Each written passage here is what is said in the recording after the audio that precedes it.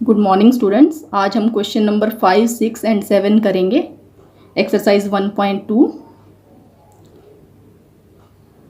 Question number 5 है कि जांच कीजिए कि क्या किसी प्राकृत संख्या n के लिए संख्या 6 पावर n अंक 0 पर समाप्त हो सकती है। हमें ये जांच करनी है कि क्या 6 की पावर n में यदि इसे सॉल्व किया जाए तो क्या आखिर में यानी यूनिट्स प्लेस पे इकाई के स्थान पर 0 आ सकता है या नहीं आ सकता। तो आपको मालूम है कि यदि किसी संख्या के अंत में यानी आखिरी अक्षर 0 हो तो वो संख्या 10 से भाग होती है, क्योंकि 10 से भाग वही संख्या होती है जिसके लास्ट में 0 आता है।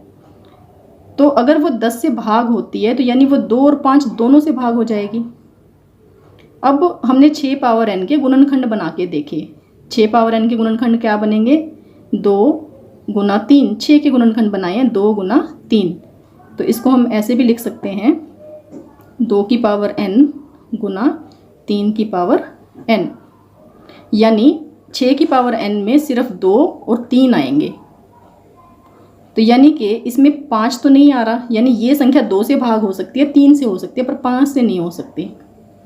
तो ये बिल्कुल स्पष्ट है कि इसके अभाज्य गुणनखंडों में 5 तो आ ही नहीं रहा, यानी ये 5 से भाग नहीं होगा। 5 से नहीं होगा तो 10 से भी नहीं होगा, क्योंकि 10 से भाग अगर किसी संख्या को होना है तो वो 2 और 5 दोनों से भाग होनी चाहिए, लेकिन इसमें ये 5 से भाग नहीं होगा, यानी इसके अंत में 0 नहीं आ सकता।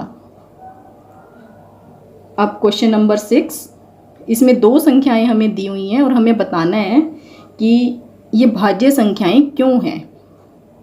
पहला है 7 गुना 11 गुना 13 प्लस 13, इन तीनों की गुना है, फिर प्लस 13। ये भाज्य संख्या क्यों है, यानी ये किसी न किसी से भाग होते हुए तभी ये भाज्य संख्या है। तो हमें ये बताना ये किससे भाग होता है।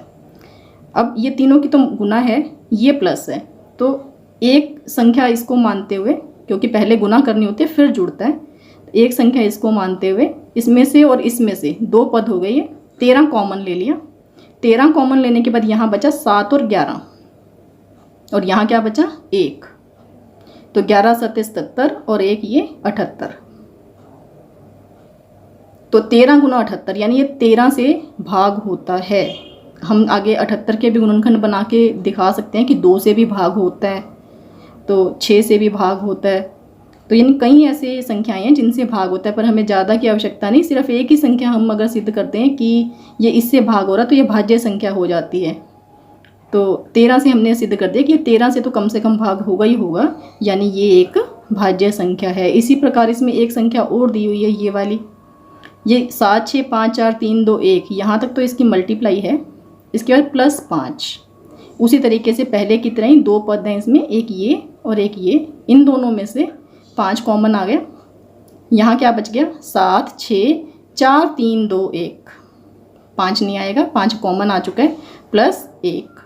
इन सब की गुना करते हैं तो 1008 प्लस 1 1009, यानी ये संख्या 5 से तो कम भाग होगी ही होगी। तो यानी यह भी एक भाज्य संख्या है। भाज्य संख्या वो होती है जो अपने और 1 के अलावा और किसी अंक से भाग हो। तो ये हमने सिद्ध कर दिया, ये 5 से भाग हो रही है, तो यानी यह एक भाज्य संख्या है। क्वेश्चन नंबर 7, इसकी स्टेटमेंट पहले मैं आपको पढ़ के बताती हूँ। किसी खेल के मैदान के चारों ओर एक वृत्ताकार पथ है। इस मैदान का एक चक्कर लगाने के लिए सोनिया को 18 मिनट लगते हैं, जबकि इसी मैदान का एक चक्कर लगाने में रवि को 12 मिनट लगते हैं। मान लीजिए वे दोनों एक ही स्थान पर एक ही समय चलना प्रारंभ करें और एक ही दिशा में वो चलते हैं, तो कितने समय बाद पुनः प्रारंभिक स्थान पर मिलेंगे। दोनों एक ही समय एक ही जगह से चलते हैं, सोनिया और रवि। सोनिया को 18 मिनट लग रहे हैं जबकि रवि को 12 मिनट।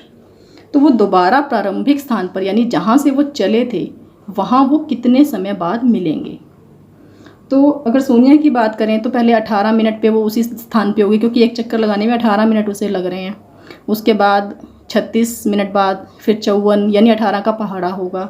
इसी प्रकार अगर रवि की बात करें तो 12 मिनट बाद, फिर 24 मिनट बाद, फिर 36 मिनट बाद। तो आंसर तो हमें पता लग गया कि 36 आएगा, बट इसे करके कैसे दिखाएंगे।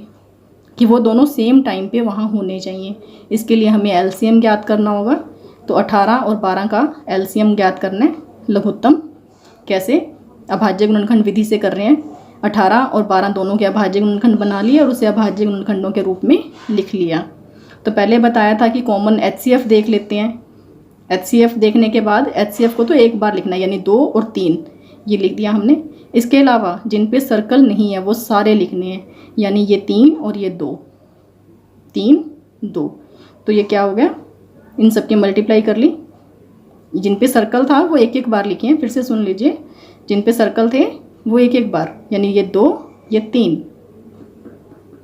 उसके बाद जो बच गए जिन पे सर्कल नहीं है, यानी ये 3 ये 2, तो इन सब की मल्टीप्लाई की 36। और ये हमने ओरल जब ये क्वेश्चन किया था मुँह ज़बानी, तब भी यही आया था कि 36 मिनट बाद मिलेंगे और एलसीएम ज्ञात किया अब हमने।